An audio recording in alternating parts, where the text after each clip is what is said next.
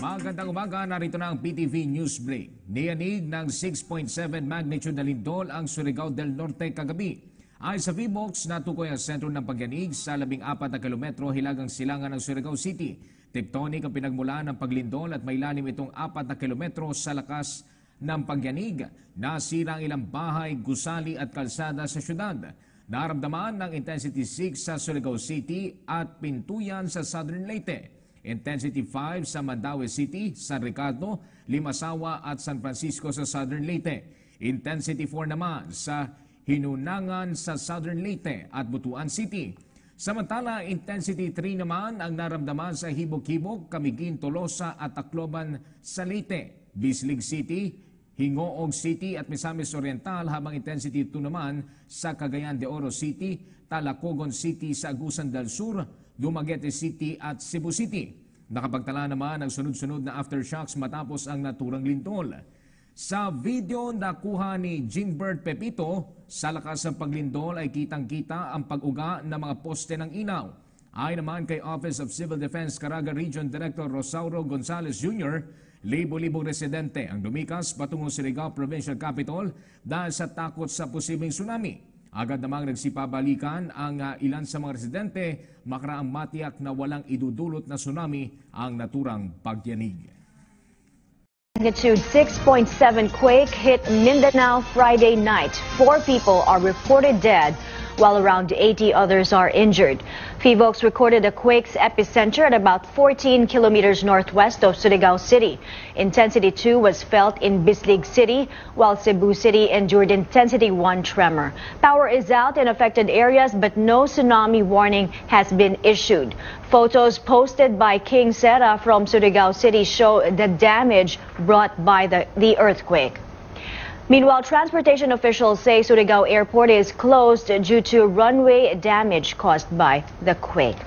We now speak with Surigao del Norte Governor Sol Matugas. Good morning, Governor. Thank you for joining us. Good morning, Mai. Ma'am, this is a very strong earthquake. Tell us about the situation there in Surigao.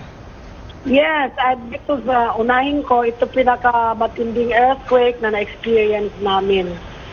So, because of this, grabe ang trauma ng mga affected communities.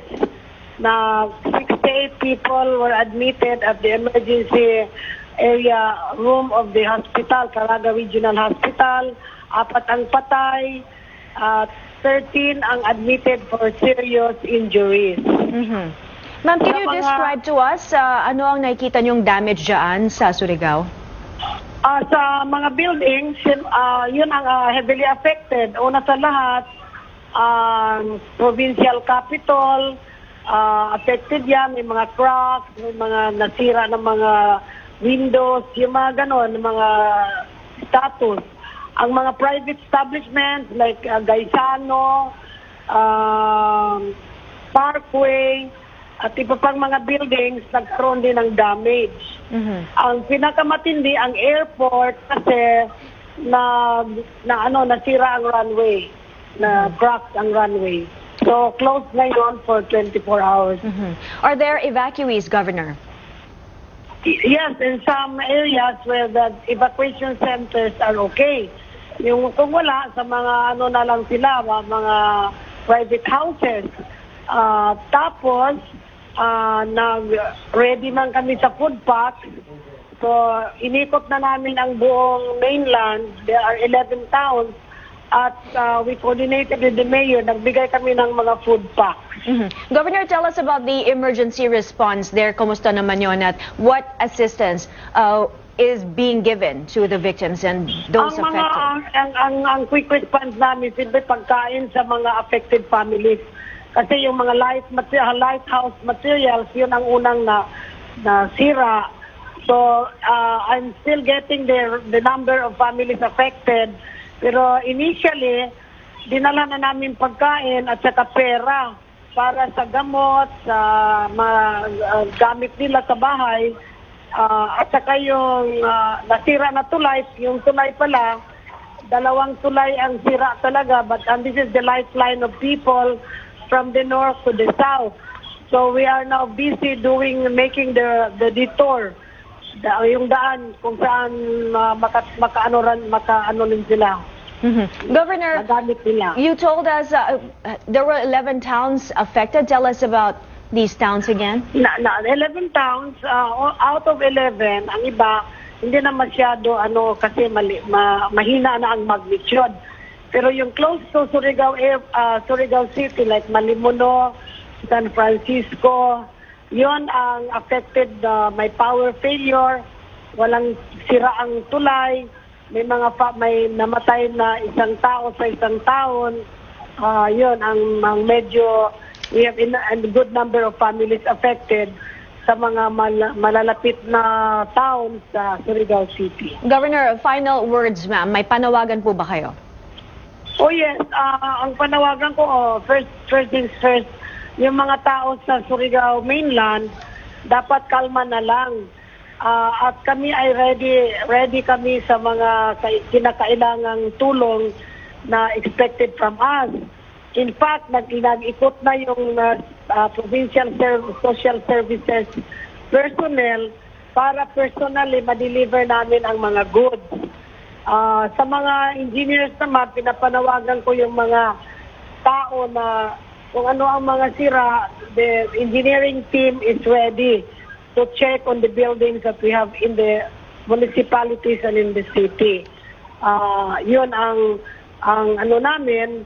At ang mga hospitals ay open na sila para sa mga hindi pa na-agapan, hindi pa nagamot. Pero mostly they are now brought to the hospital. Good afternoon. We break away from regular programming to give you the latest on last night's quake in Surigao. The National Disaster Risk Reduction and Management Council just concluded its meeting on their assessment. At least 4 people are dead after the quake. DSWD Secretary Judy Taguewalo briefed the media right after the meeting a few minutes ago. Let's listen to the Secretary. Pinaliwanag anong nangyari, bakit nagkaroon ng lindol, anong kasalukuyang kalagayan, anong naging damage in terms ng mga sa buhay, no? At ang damage sa mga buildings. Naglinaw din kung ano ng mga ginagawang responde ng iba't ibang ahensya ng gobyerno. So I think si Director muna magpaliwanag anong nangyari doon at bakit nagkalindol tayo sa Surigao. Yung lindol po kagabi, alas 10:03, ay sanhin ng pagkilos ng tinatawag naming Philippine Fault Zone, Surigao Segment. Ang huling pagkilos ng Surigao Segment ay 1879 na nagkaroon ito ng magnitude 7.4 earthquake base sa haba map out recently, although ang original description data ay magnitude 6.9 lang. So tama po yung sinasabi ng ating mga kababayan na in their lifetime, ito na yung pinakamalakas na lindol. Kasi makapakatagal na yung malakas.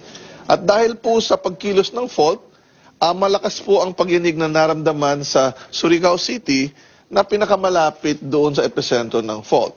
Kaya meron po mga damage sa Surigao City at yun po yung ating titingnan. Now, bakit may mga infrastrukturang naapektuhan? Ay maliban sa pag-uga ng lupa, marami pong malambot na parte dyan. Yung sa airport, yung sa mga ports, yung sa mga roads, nagkakaroon po yan ng tinatawag naming differential movement, vertically kaya nagkakakrack o nagsasubside.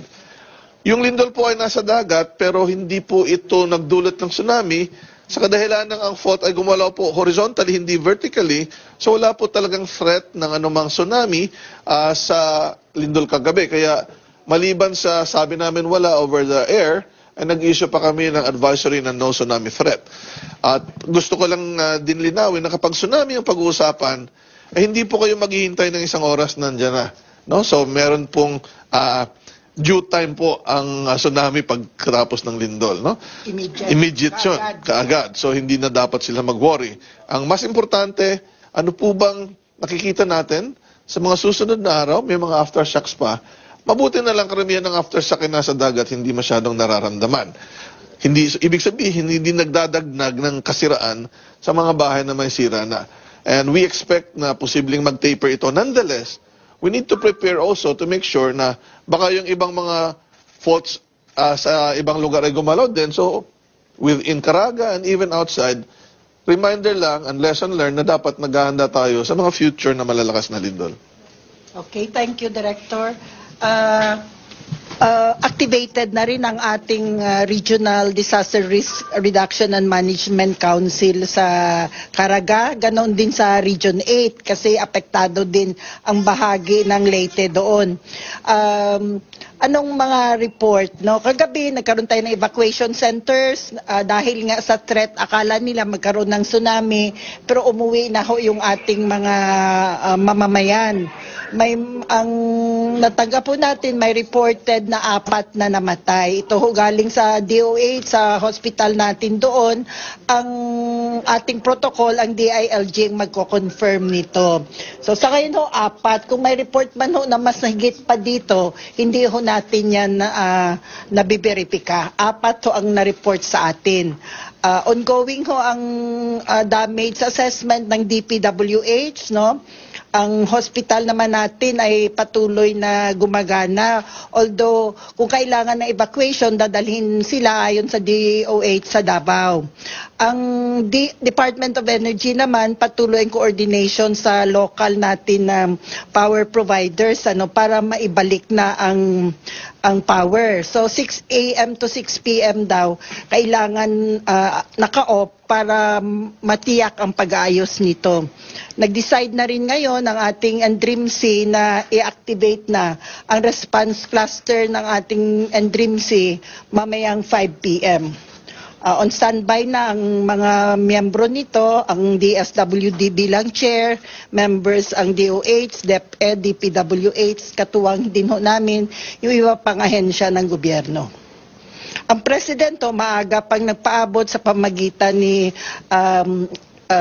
Special Assistant for the President Bongo kung kumusta ng pagresponde ng ating mga ahensya. So on top po ang presidente sa nangyayari ngayon sa mga kababayan natin sa Caraga at sa Region 8. May mga initial na po bang tulong na ipinadala ang ating pamahalaan sa mga affected casualties or mga injured? Meron ho, may nasa ospital sila, mga anong report ng DOH doon, mga 60 plus na mga patients sa regional hospital natin. Ang DSWD ho, may standby na mga family food packs, umiikot ngayon ng ating regional director at ibang mga kasamahan sa mga barangay na apektado. So in terms ng pagresponde, kaya ang sinasabi lang natin, ongoing pang pagtanggap natin ng reports, no? Dahil may mga areas na malalayo na posible din apektado. Ang isa pa nating concern, bukod sa aftershocks, kung uulan at halos hindi tumigil ang ulan sa Caraga nitong mga nakaraang linggo, nandoon naman ang panganib na sinasabi natin landslides. So patuloy natin pinapanawagan sa mga kababayan natin na maging alerto, pakinggan ho yung panawagan ng ating mga local government units para maiwasan natin ang dagdag na pinsala sa buhay. No? So yun ho. So mag-yung reported 15 deaths and sorry. Hindi ho yan, hindi yan.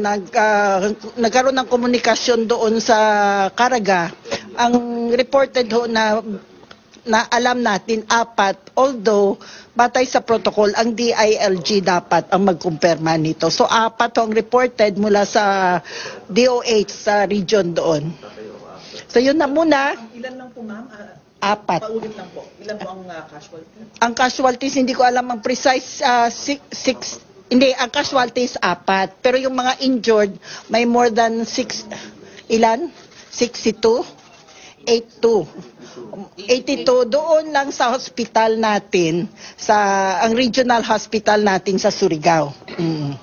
So coordination, lahat ngayon, ang Department of Tourism through Secretary Wanda, alert din sila para matiyak ang kaligtasan ng ating mga turista, ang Department of Energy, sa Secretary Cusi, ganoon din. So all government efforts ito, hindi lamang ng DSWD o DOST o OCD. Katulad ng mga nakaraan pang disaster, ay tulong-tulong ho ang mga ahensya ng pamahalaan sa pamuno ni President Duterte para matiyak ang maagap na tulong sa ating kababayan. So, That was the government's brief.